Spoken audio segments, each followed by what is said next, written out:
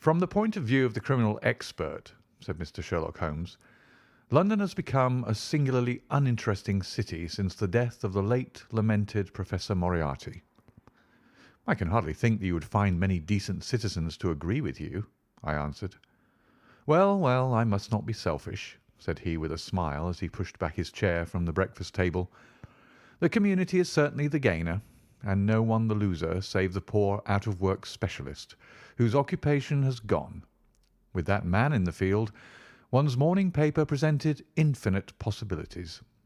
Often it was only the smallest trace, Watson, the faintest indication, and yet it was enough to tell me that the great malignant brain was there, as the gentlest tremors of the edges of the web remind one of the foul spider which lurks in the centre. Petty thefts, wanton assaults, purposeless outrage. To the man who held the clue, all could be worked into one connected whole. To the scientific student of the higher criminal world, no capital in Europe offered the advantage which London then possessed. But now— He shrugged his shoulders in humorous depreciation of the state of things which he had himself done so much to produce. At the time of which I speak, Holmes had been back for some months, and I, at his request, had sold my practice and returned to share the old quarters in Baker Street. A young doctor named Werner had purchased my small Kensington practice, and given with astonishingly little demur the highest price that I ventured to ask, an incident which only explained itself some years later, when I found that Werner was a distant relation of Holmes, and that it was my friend who had really found the money. Our months of partnership had not been so uneventful as he had stated, for I find, on looking over my notes, that this period includes the case of the papers of ex-President Murillo, and also the shocking affair of the Dutch steamship Friesland, which so nearly cost us both our lives. His cold and proud nature was always averse, however, from anything in the shape of public applause, and he bound me in the most stringent terms to say no further word of himself, his methods, or his successes, a prohibition which, as I have explained, has only now been removed. Mr. Sherlock Holmes was leaning back in his chair after his whimsical protest, and was unfolding his morning paper in a leisurely fashion, when our attention was arrested by a tremendous ring at the bell, followed immediately by a hollow drumming sound, as if someone were beating on the outer door with his fist. As it opened, there came a tumultuous rush into the hall, rapid feet clattered up the stair, and an instant later a wild-eyed and frantic young man, pale, dishevelled, and palpitating, burst into the room. He looked from one to the other of us, and under our gaze of inquiry he became conscious that some apology was needed for this unceremonious entry. "I'm sorry, Mr. Holmes," he cried. "You mustn't blame me.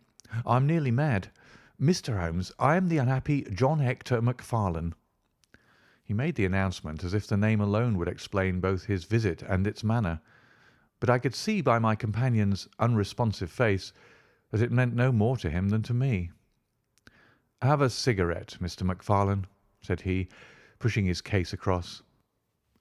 "I am sure that with your symptoms my friend Dr. Watson here would prescribe a sedative. The weather has been so very warm these last few days. Now, if you feel a little more composed, I should be glad if you would sit down in that chair and tell us very slowly and quietly who you are and what it is that you want. You mentioned your name, as if I should recognize it, but I assure you that beyond the obvious facts that you are a bachelor, a solicitor, a Freemason, and an asthmatic, I know nothing whatever about you." Familiar as I was with my friend's methods, it was not difficult for me to follow his deductions and to observe the untidiness of attire, the sheaf of legal papers, the watch charm, and the breathing which had prompted them. Our client, however, stared in amazement. "Yes, I'm all that, Mr. Holmes, and in addition I am the most unfortunate man at this moment in London. For heaven's sake, don't abandon me, Mr. Holmes. If they come to arrest me before I have finished my story, make them give me time so that I may tell you the whole truth." "I could go to jail happy," if I knew that you were working for me outside." "Arrest you?" said Holmes. "This is really most gratis, most interesting. On what charge do you expect to be arrested?" "Upon the charge of murdering Mr. James Oldacre of Lower Norwood." My companion's expressive face showed a sympathy which was not, I am afraid, entirely unmixed with satisfaction. "Dear me," said he, "it was only this moment at breakfast that I was saying to my friend Dr. Watson that sensational cases had disappeared out of our papers." Our visitor stretched forward a quivering hand and picked up the Daily Telegraph, which still lay upon Holmes's knee. "If you had looked at it, sir, you would have seen at a glance what the errand is on which I have come to you this morning. I feel as if my name and my misfortune must be in every man's mouth." He turned it over to expose the central page. "Here it is, and with your permission I will read it to you. Listen to this, Mr. Holmes. The headlines are 'Mysterious Affair at Lower Norwood. Disappearance of a well-known builder. Suspicion of murder and arson. A clue to the criminal.' That is the clue which they are already following, Mr. Holmes, and I know that it leads infallibly to me. I have been followed from London Bridge Station, and I am sure that they are only waiting for the warrant to arrest me. It will break my mother's heart. It will break her heart." He wrung his hands in an agony of apprehension, and swayed backward and forward in his chair. I looked with interest upon this man, who was accused of being the perpetrator of a crime of violence. He was flaxen-haired and handsome, in a washed-out, negative fashion, with frightened blue eyes and a clean-shaven face, with a weak, sensitive mouth. His age may have been about 27, his dress and bearing that of a gentleman. From the pocket of his light summer overcoat protruded the bundle of endorsed papers which proclaimed his profession. "We must use what time we have," said Holmes. "Watson, would you have the kindness to take the paper and to read the paragraph in question?" Underneath the vigorous headlines which our client had quoted, I read the following suggestive narrative. "Late last night or early this morning an incident occurred at Lower Norwood, which points, it is feared, to a serious crime. Mr. Jonas Oldacre is a well-known resident of that suburb, where he has carried on his business as a builder for many years. Mr. Oldacre is a bachelor, 52 years of age, and lives in Deep Dean House at the Sydenham end of the road of that name. He has had the reputation of being a man of eccentric habits, secretive and retiring. For some years he has practically withdrawn from the business in which he is said to have amassed considerable wealth. A small timber yard still exists, however, at the back of the house, and last night, about 12 o'clock, an alarm was given that one of the stacks was on fire. The engines were soon upon the spot, but the dry wood burned with great fury, and it was impossible to arrest the conflagration until the stack had been entirely consumed.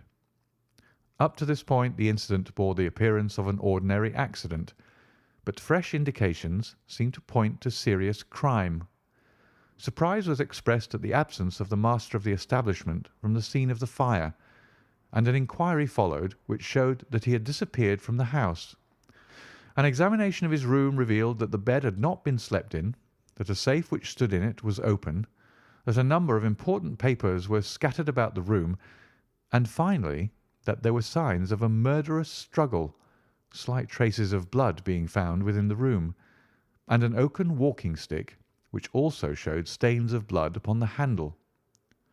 It is known that Mr. Jonas Oldacre had received a late visitor in his bedroom upon that night, and the stick found has been identified as the property of this person, who is a young London solicitor named John Hector Macfarlane, junior partner of Graham and Macfarlane of 426 Gresham Buildings, E.C.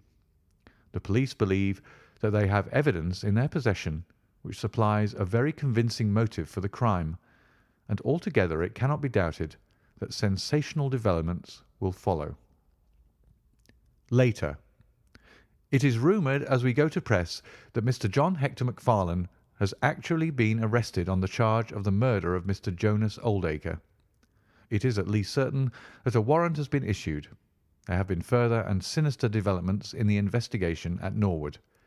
Besides the signs of a struggle in the room of the unfortunate builder, it is now known that the French windows of his bedroom, which is on the ground floor, were found to be open, that there were marks as if some bulky object had been dragged across to the wood pile, and finally it is asserted that charred remains have been found among the charcoal ashes of the fire. The police theory is that a most sensational crime has been committed, that the victim was clubbed to death in his own bedroom, his papers rifled, and his dead body dragged across to the wood stack, which was then ignited so as to hide all traces of the crime. The conduct of the criminal investigation has been left in the experienced hands of Inspector Lestrade of Scotland Yard, who is following up the clues with his accustomed energy and sagacity. Sherlock Holmes listened with closed eyes and fingertips together to this remarkable account. "The case has certainly some points of interest," said he in his languid fashion. "May I ask, in the first place, Mr. Macfarlane, how it is that you are still at liberty, since there appears to be enough evidence to justify your arrest?" "I live at Torrington Lodge, Blackheath, with my parents, Mr. Holmes, but last night, having to do business very late with Mr. Jonas Oldacre, I stayed at an hotel in Norwood and came to my business from there. I knew nothing of this affair until I was in the train, when I read what you have just heard. I at once saw the horrible danger of my position, and I hurried to put the case into your hands. I have no doubt that I should have been arrested, either at my city office or at my home. A man followed me from London Bridge Station, and I have no doubt— Great Heaven, what is that?" It was a clang of the bell, followed instantly by heavy steps upon the stair. A moment later, our old friend Lestrade appeared in the doorway. Over his shoulder I caught a glimpse of one or two uniformed policemen outside. "Mr. John Hector Macfarlane," said Lestrade. Our unfortunate client rose with a ghastly face. "I arrest you for the wilful murder of Mr. Jonas Oldacre of Lower Norwood." Macfarlane turned to us with a gesture of despair and sank into his chair once more like one who is crushed. "One moment, Lestrade," said Holmes. "Half an hour more or less can make no difference to you, and the gentleman was about to give us an account of this very interesting affair, which might aid us in clearing it up." "I think there will be no difficulty in clearing it up," said Lestrade grimly. "None the less, with your permission, I should be much interested to hear his account." "Well, Mr. Holmes, it is difficult for me to refuse you anything, for you have been of use to the force once or twice in the past, and we owe you a good turn at Scotland Yard," said Lestrade.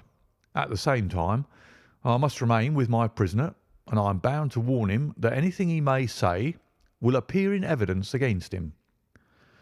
"I wish nothing better," said our client.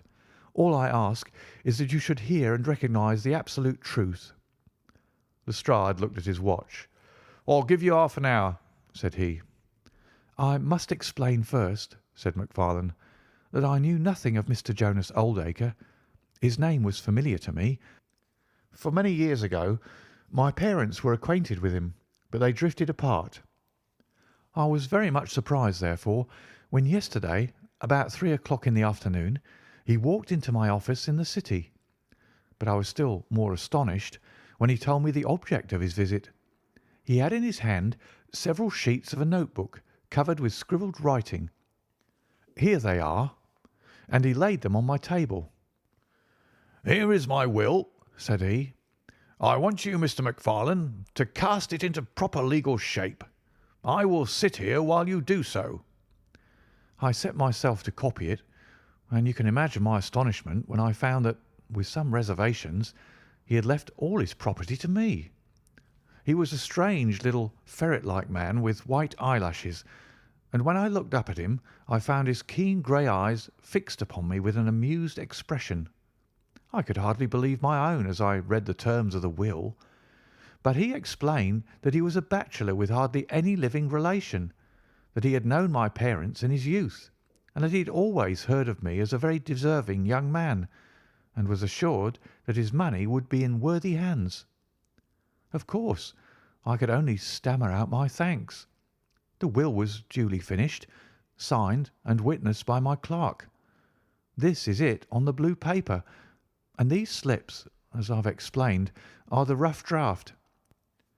Mr. Jonas Oldacre then informed me that there were a number of documents, building leases, title deeds, mortgages, scrip, and so forth, which it was necessary that I should see and understand. He said that his mind would not be easy until the whole thing was settled, and he begged me to come out to his house at Norwood that night, bringing the will with me, and to arrange matters. "Remember, my boy, not one word to your parents about the affair until everything is settled. We will keep it as a little surprise for them." He was very insistent upon this point, and made me promise it faithfully. You can imagine, Mr. Holmes, that I was not in a humour to refuse him anything that he might ask. He was my benefactor, and all my desire was to carry out his wishes in every particular. I sent a telegram home, therefore, to say that I had important business on hand, and that it was impossible for me to say how late I might be. Mr. Oldacre had told me that he would like me to have supper with him at 9, as he might not be home before that hour. I had some difficulty in finding his house, however, and it was nearly half-past before I reached it. I found him— "One moment," said Holmes. "Who opened the door?" "A middle-aged woman who was, I suppose, his housekeeper." "And it was she, I presume, who mentioned your name?" "Exactly," said Macfarlane. "Pray proceed." Macfarlane wiped his damp brow and then continued his narrative. "I was shown by this woman into a sitting-room where a frugal supper was laid out. Afterwards, Mr. Jonas Oldacre led me into his bedroom, in which there stood a heavy safe. This he opened and took out a mass of documents, which we went over together. It was between 11 and 12 when we finished. He remarked that we must not disturb the housekeeper. He showed me out through his own French window, which had been open all this time." "Was the blind down?" asked Holmes. "I will not be sure, but I believe that it was only half down. Yes, I remember how we pulled it up in order to swing open the window. I could not find my stick, and he said, 'Never mind, my boy, and I shall see a good deal of you now, I hope, and I'll keep your stick until you come back to claim it.' I left him there, the safe open and the papers made up in packets upon the table. It was so late that I could not get back to Blackheath, so I spent the night at the Annerley Arms, and I knew nothing more until I read of this horrible affair in the morning." "Anything more that you'd like to ask, Mr. Holmes?" said Lestrade, whose eyebrows had gone up once or twice during this remarkable explanation. "Not until I have been to Blackheath." "You mean to Norwood?" said Lestrade. "Oh, yes, no doubt that is what I must have meant," said Holmes with his enigmatical smile. Lestrade had learned by more experiences than he could care to acknowledge that brain could cut through that which was impenetrable to him. I saw him look curiously at my companion. "I think I should like to have a word with you presently, Mr. Sherlock Holmes," said he. "Now, Mr. Macfarlane, 2 of my constables are at the door, and there's a four-wheeler waiting." The wretched young man arose, and with a last beseeching glance at us, walked from the room. The officers conducted him to the cab, but Lestrade remained. Holmes had picked up the pages which formed the rough draft of the will, and was looking at them with the keenest interest upon his face. "There are some points about that document, Lestrade, are there not?" said he, pushing them over. The official looked at them with a puzzled expression.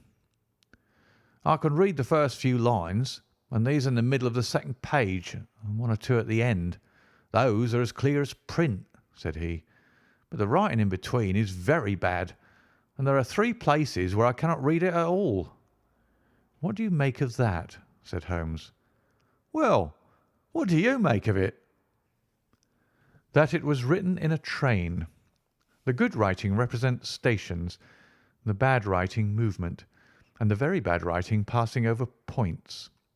A scientific expert would pronounce at once that this was drawn up on a suburban line, since nowhere save in the immediate vicinity of a great city could there be so quick a succession of points. Granting that his whole journey was occupied in drawing up the will, then the train was an express, only stopping once between Norwood and London Bridge. Lestrade began to laugh. "You are too many for me when you begin to get on your theories, Mr. Holmes," said he. "How does this bear on the case?" "Well, it corroborates the young man's story to the extent that the will was drawn up by Jonas Oldacre in his journey yesterday. It is curious, is it not, that a man should draw up so important a document in so haphazard a fashion? It suggests that he did not think it was going to be of much practical importance. If a man drew up a will which he did not intend ever to be effective, he might do it so." "Well, he drew up his own death warrant at the same time," said Lestrade. "Oh, you think so?" "Don't you?" "Well, it is quite possible, but the case is not clear to me yet." "Not clear? Well, if that isn't clear, what could be clear? Here is a young man who learns suddenly that if a certain older man dies, he will succeed to a fortune. What does he do? He says nothing to anyone, but he arranges that he shall go out on some pretext to see his client that night. He waits until the only other person in the house is in bed, and then in the solitude of a man's room he murders him, burns his body in the woodpile, and departs to a neighbouring hotel. The bloodstains in the room and also on the stick are very slight. It is probable that he imagined his crime to be a bloodless one, and hoped that if the body were consumed, it would hide all traces of the method of his death, traces which for some reason must have pointed to him. Is not all this obvious?"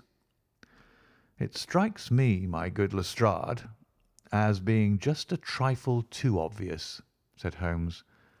"You do not add imagination to your other great qualities, but if you could for one moment put yourself in the place of this young man, would you choose the very night after the will had been made to commit your crime?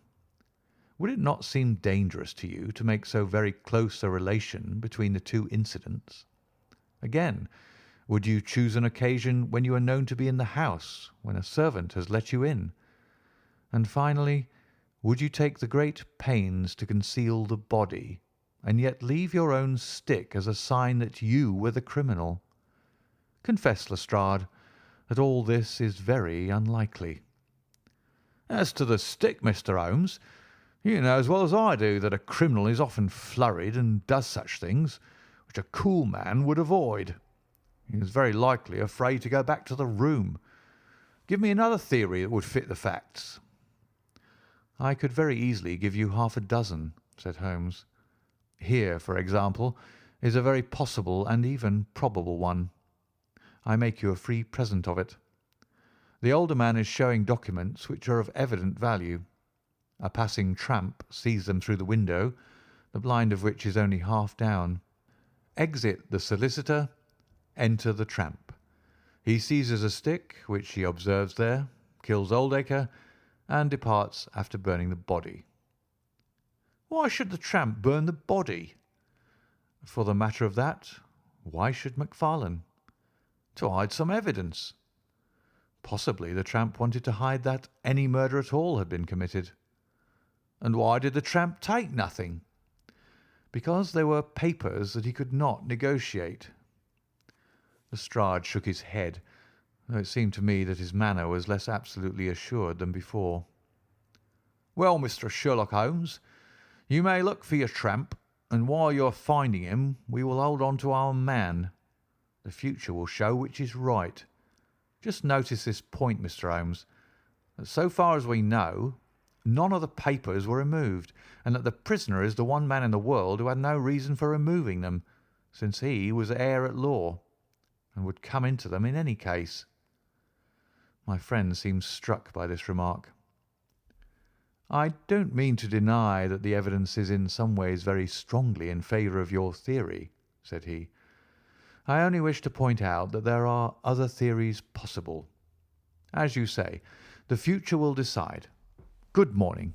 I dare say that in the course of the day I shall drop in at Norwood and see how you're getting on." When the detective departed, my friend rose and made his preparations for the day's work with the alert air of a man who has a congenial task before him. "My first movement, Watson," said he as he bustled into his frock-coat, "must, as I said, be in the direction of Blackheath." "And why not Norwood?" "Because we have in this case one singular incident coming close to the heels of another singular incident. The police are making the mistake of concentrating their attention upon the second, because it happens to be the one which is actually criminal.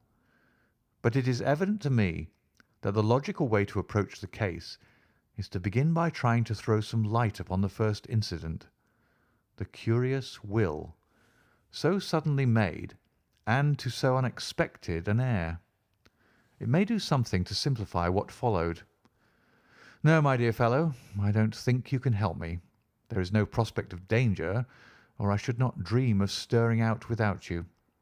I trust that when I see you in the evening, I will be able to report that I have been able to do something for this unfortunate youngster who has thrown himself upon my protection." It was late when my friend returned, and I could see by a glance at his haggard and anxious face that the high hopes with which he had started had not been fulfilled. For an hour he droned away upon his violin, endeavouring to soothe his own ruffled spirits. At last he flung down the instrument and plunged into a detailed account of his misadventures. "It's all going wrong, Watson, all as wrong as it can go. I kept a bold face before Lestrade, but upon my soul, I believe that for once the fellow is on the right track and we are on the wrong. All my instincts are one way, and all the facts are the other, and I much fear that British juries have not yet attained that pitch of intelligence when they will give the preference to my theories over Lestrade's facts. Did you go to Blackheath?" "Yes, Watson, I went there, and I found very quickly that the late lamented Oldacre was a pretty considerable blackguard. The father was away in search of his son. The mother was at home, a little fluffy, blue-eyed person in a tremor of fear and indignation. Of course, she would not admit even the possibility of his guilt, but she would not express either surprise or regret over the fate of Oldacre.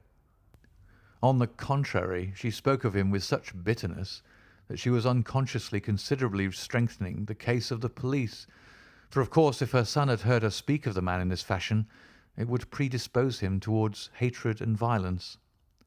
"He was more like a malignant and cunning ape than a human being," said she, "and he always was, ever since he was a young man." "You knew him at that time?" said I. "Yes, I knew him well, in fact. He was an old suitor of mine. Thank Heaven that I had the sense to turn away from him and to marry a better, if poorer, man. I was engaged to him, Mr. Holmes, when I heard a shocking story of how he had turned a cat loose in an aviary, and I was so horrified at this brutal cruelty that I would have nothing more to do with him." She rummaged in a bureau, and presently she produced a photograph of a woman shamefully defaced and mutilated with a knife. "My own photograph," she said. "He sent it to me in that state, with this curse upon my wedding morning." "Well," said I, "at least he has forgiven you now, since he has left all his property to your son." "Neither my son nor I want anything from Jonas Oldacre, dead or alive," she cried with a proper spirit. "There is a God in heaven, Mr. Holmes, and that same God who has punished that wicked man will show in his own good time that my son's hands are guiltless of his blood." Well, I tried one or two leads, but could get at nothing which would help our hypothesis, and several points which would make against it. I gave it up at last, and off I went to Norwood. This place, Deepdene House, is a big modern villa of staring brick, standing back in its own grounds with a laurel-clumped lawn in front of it. To the right and some distance back from the road was the timber yard which had been the scene of the fire. Here's a rough plan on a leaf of my notebook. This window on the left is the one which opens into Oldacre's room. You can look into it from the road, you see. That is about the only bit of consolation I have had to-day. Lestrade was not there, but his head constable did the honours.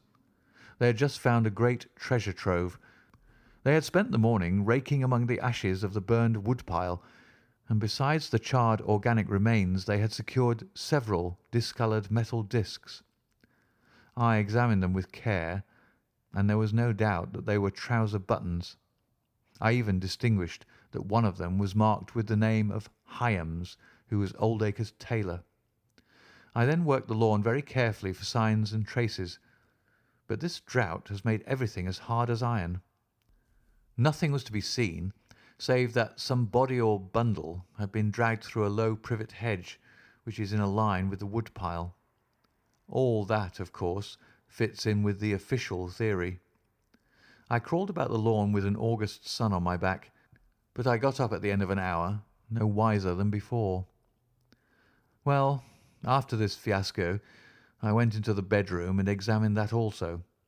The blood stains were very slight, mere smears and discolorations, but undoubtedly fresh. The stick had been removed, but there also the remarks were slight. There is no doubt about the stick belonging to our client.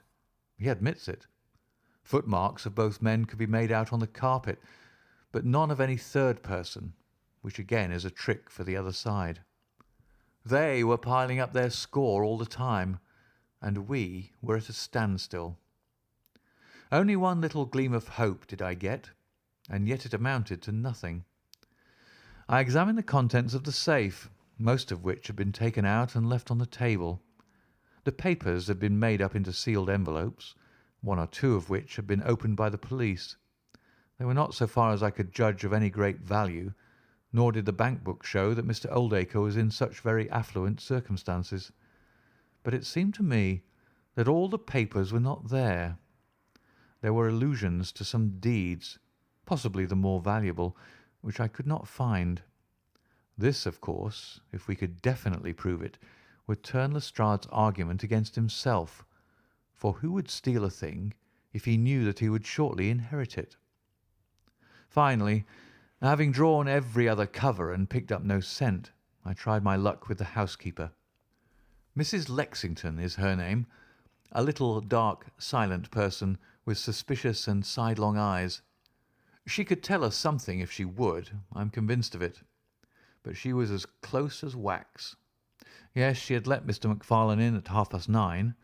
She wished her hand had withered before she had done so. She had gone to bed at 10:30. Her room was at the other end of the house, and she could hear nothing of what had passed.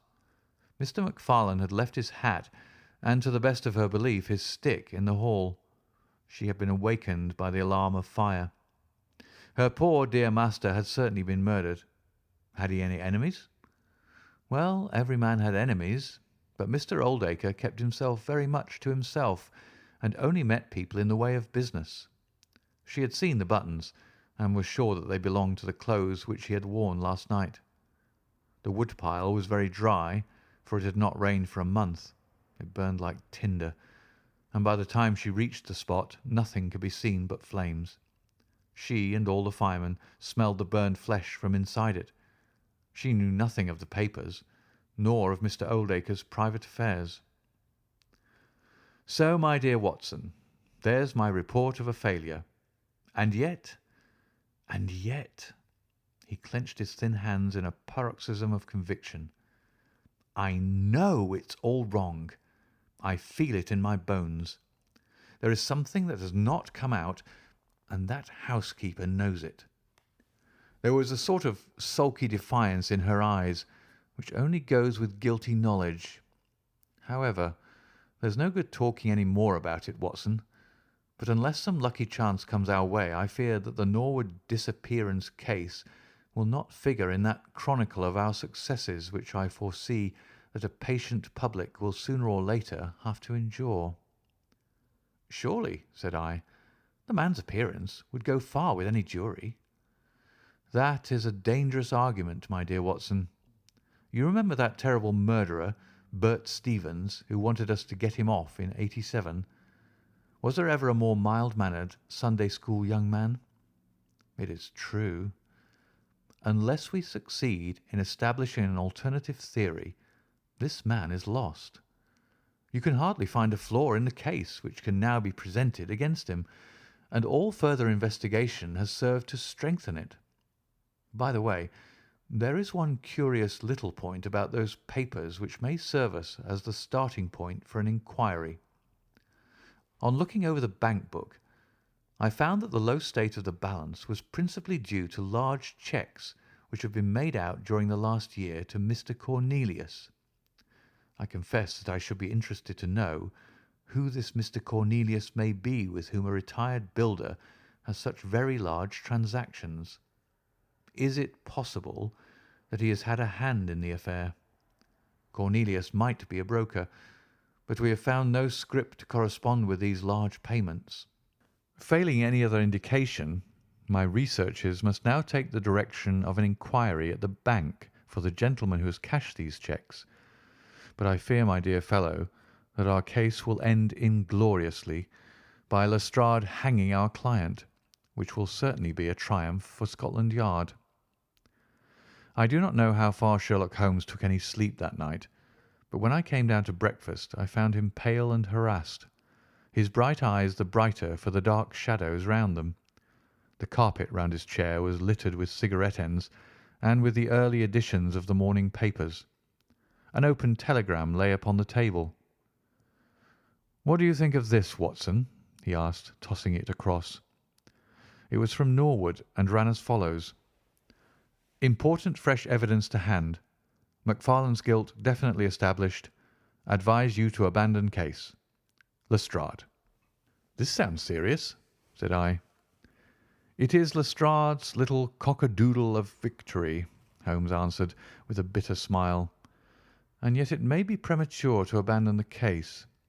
After all, important fresh evidence is a two-edged thing, and may possibly cut in a very different direction to that which Lestrade imagines. Take your breakfast, Watson, and we will go out together and see what we can do.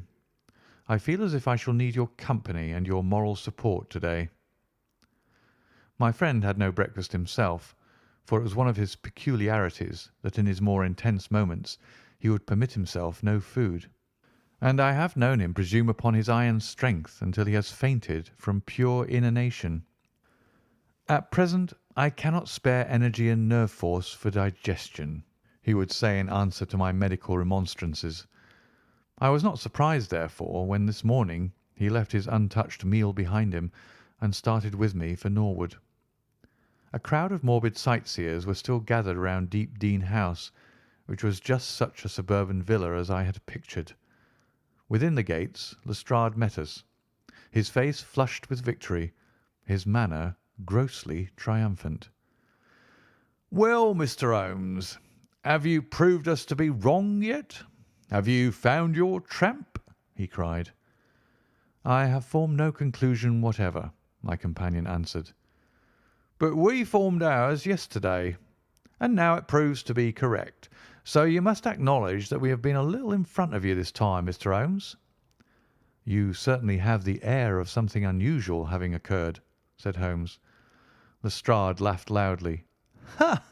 You don't like being beaten any more than the rest of us do," said he. "A man can't expect always to have it his own way, can he, Dr. Watson? Step this way, if you please, gentlemen, and I think I can convince you once for all that it was John Macfarlane who did this crime." He led us through the passage and out into a dark hall beyond. "This is where young Macfarlane must have come out to get his hat after the crime was done," said he. "Now look at this." With dramatic suddenness he struck a match, and by its light exposed a stain of blood upon the whitewashed wall. As he held the match nearer, I saw that it was more than a stain. It was the well-marked print of a thumb. "Look at that with your magnifying glass, Mr. Holmes." "Yes, I am doing so." "You are aware that no two thumb marks are alike?" "I have heard something of the kind." "Well, then, will you please compare that print with this wax impression of young Macfarlane's right thumb, Taken by my orders this morning." As he held the waxen print close to the bloodstain, it did not take a magnifying glass to see that the two were undoubtedly from the same thumb. It was evident to me that our unfortunate client was lost. "That is final," said Lestrade. "Yes, that is final," I involuntarily echoed.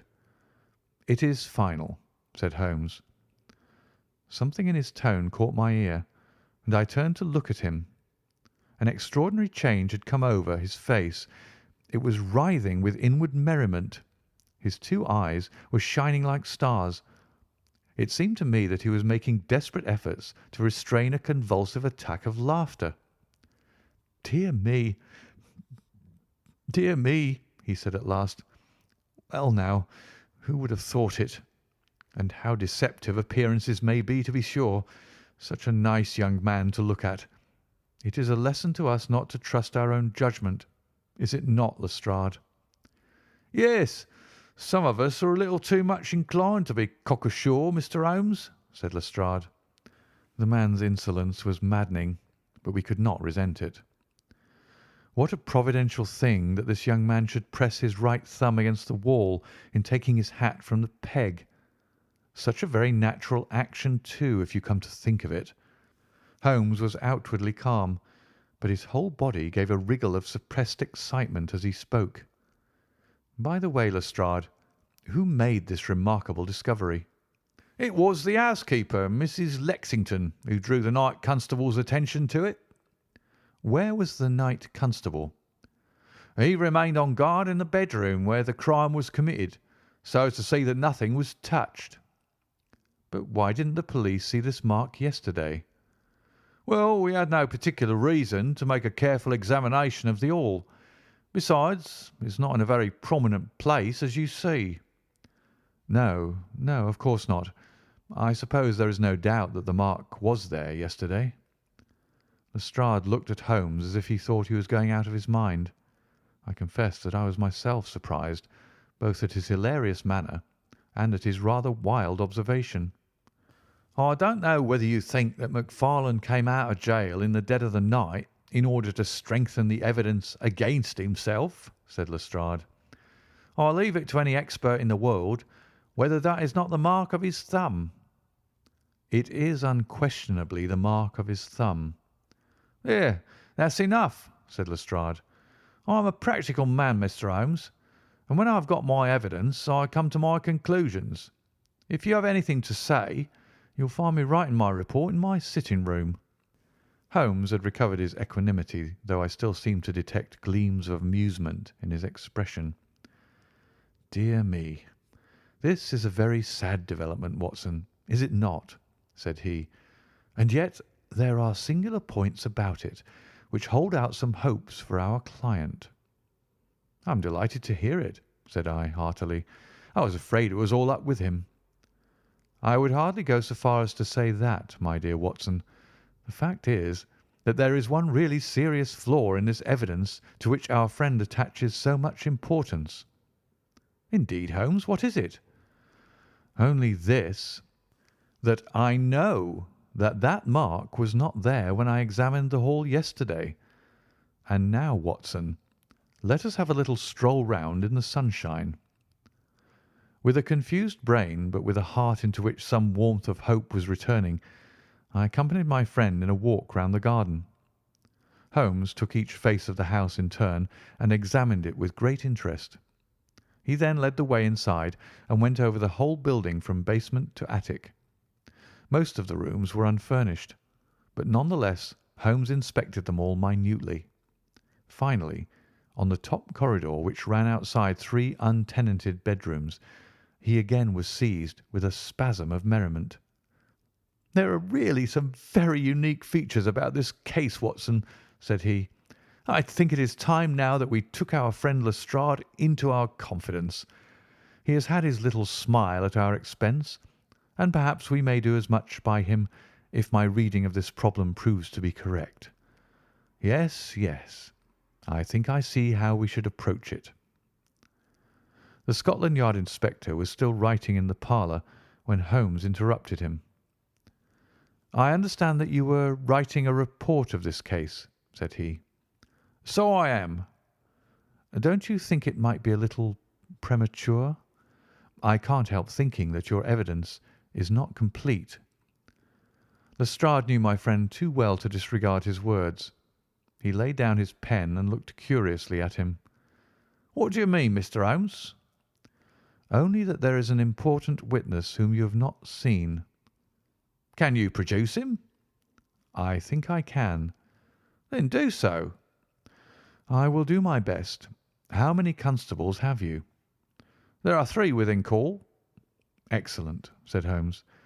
May I ask if they are all large, able-bodied men with powerful voices? I have no doubt they are, though I fail to see what their voices have to do with it. Perhaps I can help you to see that, and 1 or 2 other things as well, said Holmes. Kindly summon your men, and I will try. 5 minutes later, 3 policemen had assembled in the hall. In the outhouse you will find a considerable quantity of straw, said Holmes. I will ask you to carry in 2 bundles of it. I think it will be of the greatest assistance in producing the witness whom I require. Thank you very much. I believe you have some matches in your pocket, Watson. Now, Mr. Lestrade, I will ask you all to accompany me to the top landing. As I have said, there was a broad corridor there which ran outside 3 empty bedrooms. At one end of the corridor we were all marshalled by Sherlock Holmes, the constables grinning and Lestrade staring at my friend with amazement, expectation, and derision chasing each other across his features. Holmes stood before us with the air of a conjurer who is performing a trick. Would you kindly send one of your constables for 2 buckets of water? Put the straw on the floor here, free from the wall on either side. Now, I think that we are all ready. Lestrade's face had begun to grow red and angry. I don't know whether you're playing a game with us, Mr. Sherlock Holmes, said he. If you know anything, you can surely say it without all this tomfoolery.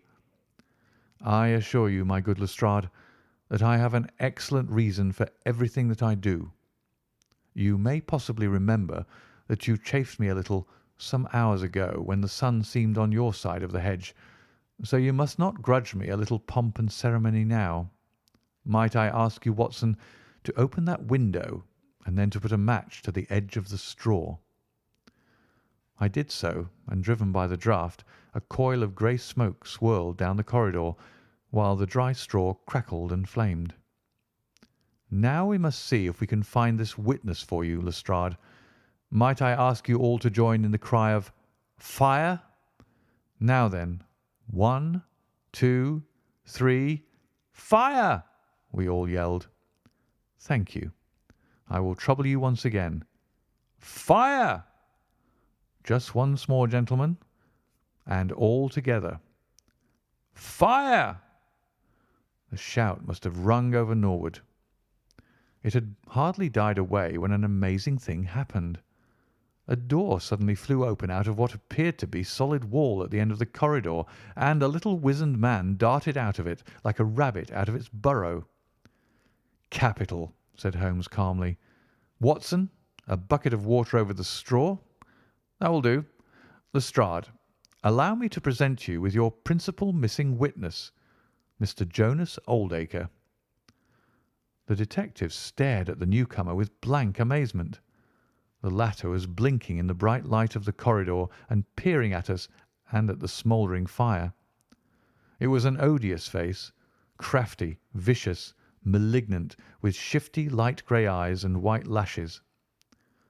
"What's this, then?" said Lestrade at last. "What have you been doing all this time, eh?"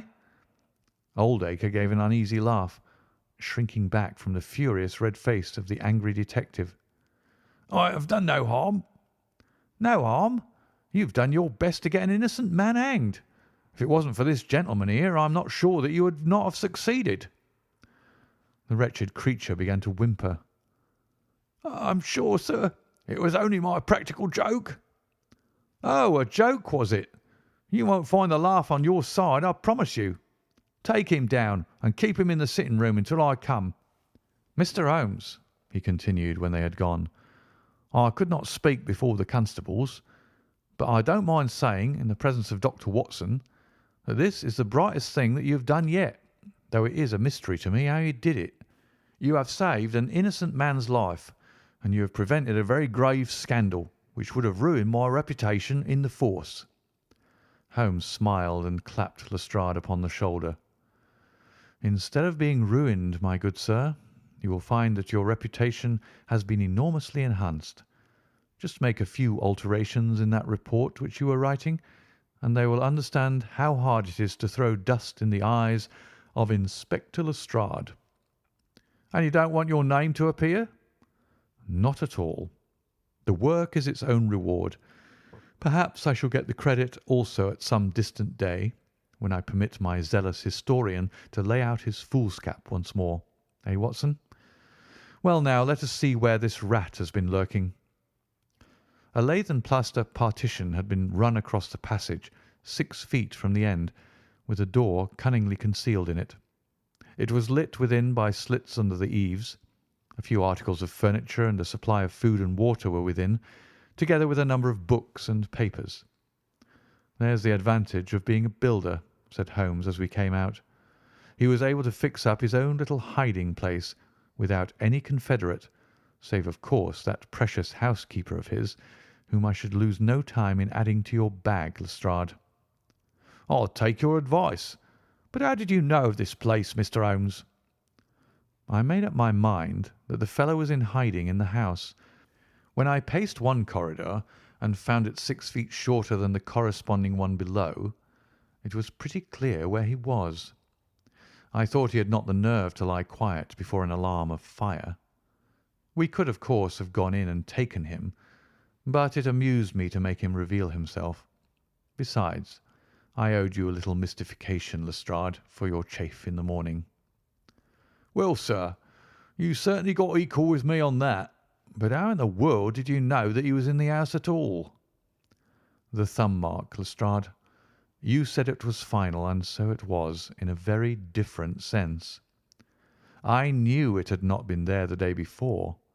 I pay a good deal of attention to matters of detail, as you may have observed, and I had examined the hall and was sure that the wall was clear. Therefore, it had been put on during the night." "But how?" "Very simply. When those packets were sealed up, Jonas Oldacre got MacFarlane to secure one of the seals by putting his thumb upon the soft wax. It would be done so quickly and so naturally that I dare say the young man himself has no recollection of it. Very likely it just so happened, and Oldacre had himself no notion of the use he would put it to. Brooding over the case in that den of his, it suddenly struck him what absolutely damning evidence he could make against MacFarlane by using that thumb mark. It was the simplest thing in the world for him to take a wax impression from the seal, to moisten it in as much blood as he could get from a pinprick, and to put the mark upon the wall during the night, either with his own hand or with that of his housekeeper. If you examine among those documents which he took with him into his retreat, I will lay you a wager that you will find the seal with the thumb mark upon it." "Wonderful," said Lestrade. "Wonderful. It's all as clear as crystal, as you put it. But what is the object of this deep deception, Mr. Holmes?"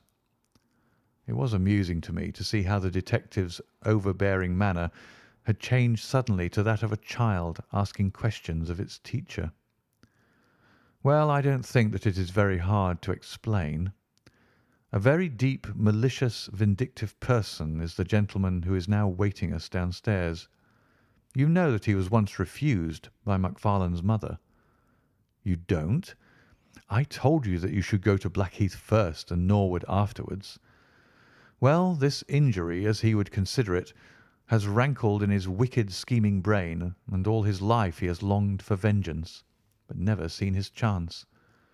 During the last year or two, things have gone against him, secret speculation, I think, and he finds himself in a bad way. He determines to swindle his creditors, and for this purpose he pays large cheques to a certain Mr. Cornelius, who is, I imagine, himself under another name. I have not traced these cheques yet, but I have no doubt that they were banked under that name at some provincial town where Oldacre from time to time led a double existence. He intended to change his name altogether, draw this money, and vanish, starting life again elsewhere. Well, that's likely enough. It would strike him that in disappearing he might throw all pursuit off his track, and at the same time have an ample and crushing revenge upon his old sweetheart, if he could give the impression that he had been murdered by her only child. It was a masterpiece of villainy, and he carried it out like a master. The idea of the will, which would have given an obvious motive for the crime, the secret visit unknown to his own parents, the retention of the stick, the blood and the animal remains and buttons in the woodpile, all were admirable. It was a net from which it seemed to me a few hours ago that there was no possible escape. But he had not that supreme gift of the artist, the knowledge of when to stop. He wished to improve that which was already perfect, to draw the rope tighter yet round the neck of his unfortunate victim, and so he ruined all. Let us descend, Lestrade. There are just one or two questions that I would ask him. The malignant creature was seated in his own parlour, with a policeman upon each side of him. "It was a joke, my good sir, a practical joke, nothing more," he whined incessantly. "I assure you, sir, that I simply concealed myself in order to see the effect of my disappearance, and I am sure that you would not be so unjust as to imagine that I would have allowed any harm to befall poor young Macfarlane." "That's for a jury to decide," said Lestrade. "Anyhow, we shall have you on a charge of conspiracy, if not for attempted murder." "And you'll probably find that your creditors will impound the banking account of Mr. Cornelius," said Holmes. The little man started and turned his malignant eyes upon my friend. "I have to thank you for a good deal," said he. "Perhaps I'll pay my debt some day." Holmes smiled indulgently. "I fancy that for some few years you will find your time very fully occupied," said he. "By the way, what was it you put into the woodpile besides your old trousers? A dead dog, or rabbits, or what? You won't tell? Dear me, how very unkind of you. Well, well, I dare say that a couple of rabbits would account both for the blood and for the charred ashes. If ever you write an account, Watson, you can make rabbits serve your turn."